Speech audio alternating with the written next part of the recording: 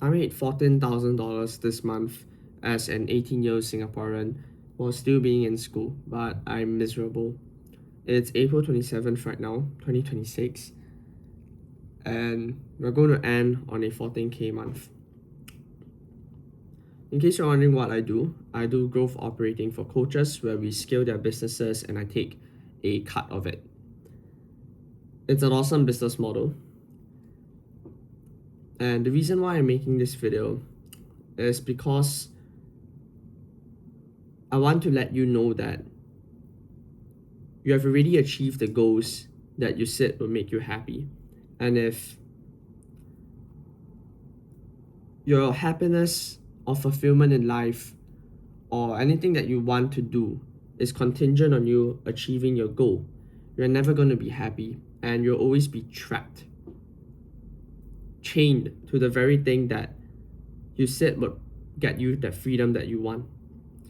I remember the first time when I was doing copywriting, because that's how I started.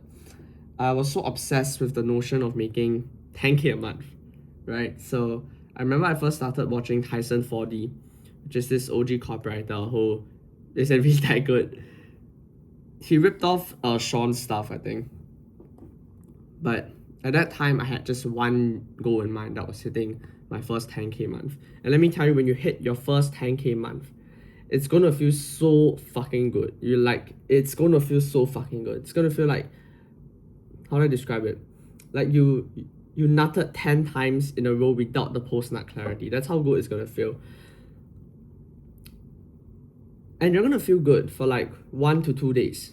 And then it's gonna completely disappear. And you're gonna start being unhappy again. There's this thing called hedonic adaptation, right? And how we adapt very, very fast. That's how we are wired as human beings. And right now I actually have a challenge, if you check my Instagram, to try and hit 100K a month in 90 days right now. And I'm disgusted at the thought that right now I'm only making 14K a month, which sounds crazy and really ungrateful almost to say as an 18-year-old. But that's really how I feel. We all glorify putting in the hours and working as hard as possible. And that's the common message that people spread online right now. And I don't think there's anything wrong with that. In fact, I think young men should definitely put in the work and become valuable to the society, because as a man, you're inherently disposable, right? You're not like a woman who is born and already has inherent value. You are disposable simply because you do not have the ability to carry a child. But I think the question that we should really ask is, what does it actually cost? What is the cost of being great? What is the cost of obsession? Which I think is something that no one really addresses in this space. I barely have any friends that I regularly hang out with. I stopped going to birthday parties, hangouts, fucking around since like I was 14 when I first started. I haven't been on a date for a really fucking long time. I often sacrifice time spent with family just so I can do more work. And right now, and this might surprise you, I'm starting to question whether this is the way I want to live my life. I have no doubt in my mind that I'm going to be extremely successful. I have no doubt in that. But now the question is, how do I want to get there? Do I want to keep ignoring my desires and my emotions and become an extremely successful 20, 21, 22-year-old who is miserable with all the cars, all the women, all the wealth that he wants, but still hates his life? Or do I perhaps want to succeed a little slower, but have the life that I desire? And you might think, bro, obviously pick the second one, right? It's so fucking obvious. But it's really hard to tell. It's really hard to listen to your feelings and your emotions when you probably have got seriously fucked by them before. The reason why you're watching this video and the reason why you're into business and entrepreneurship is probably because something dark happened to you before, especially if you're a young man. It's not normal for a 15, 14-year-old to suddenly wake up one day and think, oh, I want to get into business, which in other words translates to, oh, I want to put myself through pain, months and years of pain, with no expectation of results, not knowing whether this is going to work out, with everyone around me doubting whether I'm going to succeed, just so there is a small possibility for me to hit my goal of like what, 10K a month. It's not normal, man. So either you got touched by your uncle, you got sexually assaulted by your father, you nearly wanted to end your life, you got bullied, or something dark happened most of the times that drove you to want to become an entrepreneur at such a young age. In fact, the best entrepreneurs I know all had a really dark story.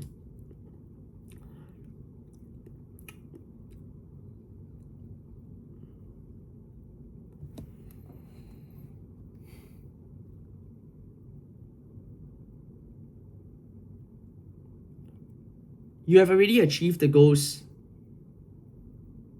that you said will make you happy.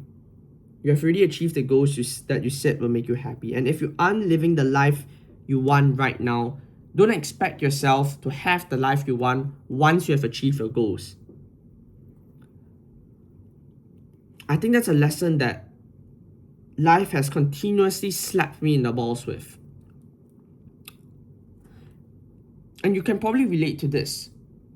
But people often tell you to be disciplined, right? To delay gratification.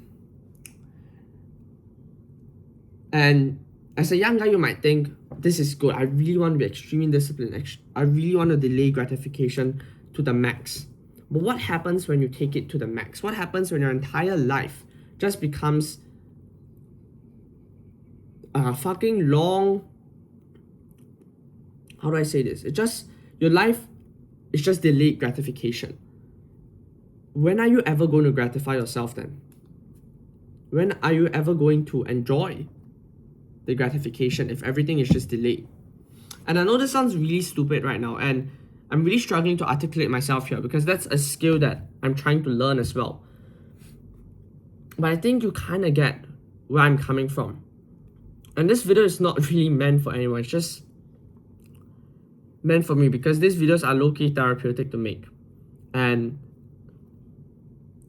I know that there's barely any views right now, which is a great thing. No, I'm just trying to figure out life as an 18-year-old, and I know, it seems amazing that, this guy's making this much money, but trust me, I'm just as lost as any one of you watching this video right now. And that's what most people don't get. And that's one of the hardest things of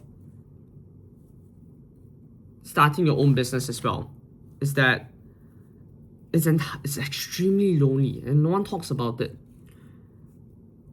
There's a lonely chapter in business where you're so different from the current group of friends that you hang out with that you can't relate to them, but you're not different enough so that you can infiltrate this new group of people that you want to hang out with. And so you're stuck in this middle with no one that can really help or comfort you.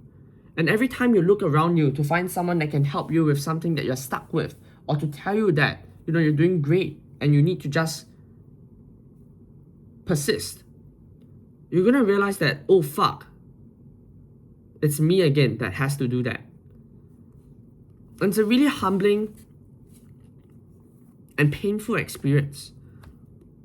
Which is why I think business is one of the best vessels for self-improvement. Self-improvement is like pussy shit, bro. If you really want to improve yourself, you need to get into business. And it's really funny because I try not to be stressed in front of my parents right now, so they won't ask me if I'm stressed. And then I catch that worried look on their face at times, and it makes me feel even worse. I don't know whether I should say this, but no, I'm really grateful that I have everything that I have, that I have a room, that I have, a roof over my head, that I have a bed I can sleep on, that I have food that I can eat and water that I can drink. But it seems extremely stressful, when your parents who are Asian, they unable to regulate themselves emotionally that well. And I don't blame them because, no one taught them how to do so. And you have to be that person who is able to, the middleman almost, between your sibling and them. And at the same time, you need to comfort each of them whenever the other one has an outburst. I'm really grateful that I'm able to take this role. But again, it's quite stressful, as you can imagine.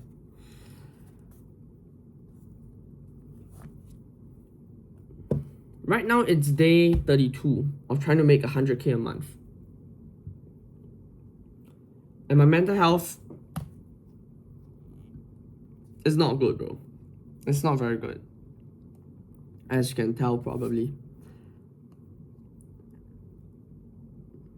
I realized that I'm obsessing over the number, over the most important thing that would get me to that number in the first place, which is getting clients' results.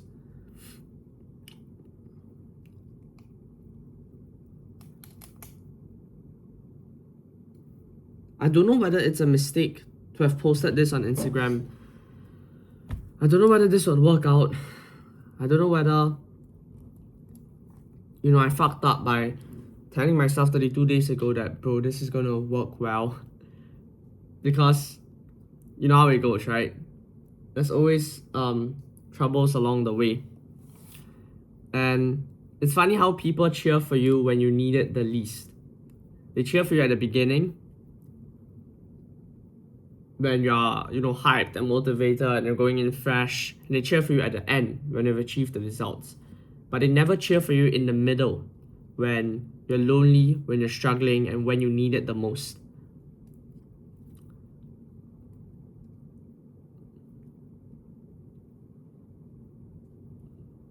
Being so obsessed with a number, with an arbitrary number, is not helping me in any way.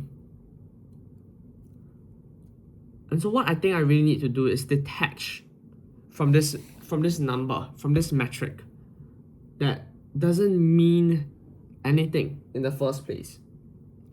What I should do right now, and what I'm going to do, is try and set myself up to be as successful as possible. Because if you don't know what you really want to do in the future, all you can do is to just give yourself as many options as possible.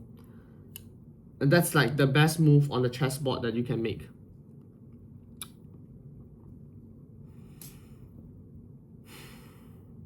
So in the next 2 to 3 days, what I'm actually going to do is finish the course to update my methodology to help my clients hit 100K a month. And my partner has been saying this a lot, which is that I tend to plan too much and get stuck in the planning mode rather than executing.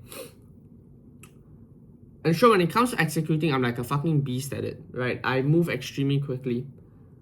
But I'm so in my head right now on what is the exact step-by-step, exactly A to Z step-by-step path to get someone to 100K a month. I have the general outline, right? And the general outline is very, very simple.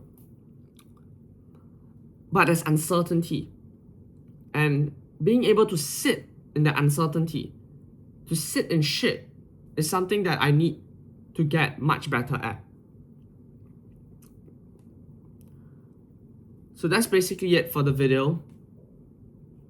Dude, if you stayed to the end, bless you, bro. 15 minutes of pure yap. But just understand that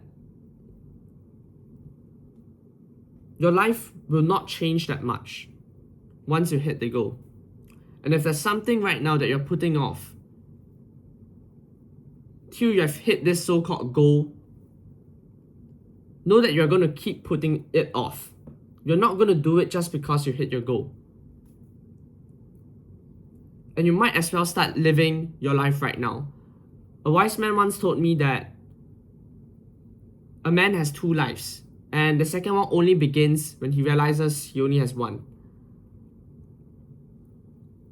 And it's so easy to give advice from a third-person perspective to, let's say, younger people who need your direction, or my peers who just want to understand how to live a better life, how to make money, how to provide better for the people around them. But funny enough, it becomes much more difficult when you yourself is put into that equation and you have to execute your own advice for yourself. That's basically it. I hope this helps. And yeah, man, stay hard.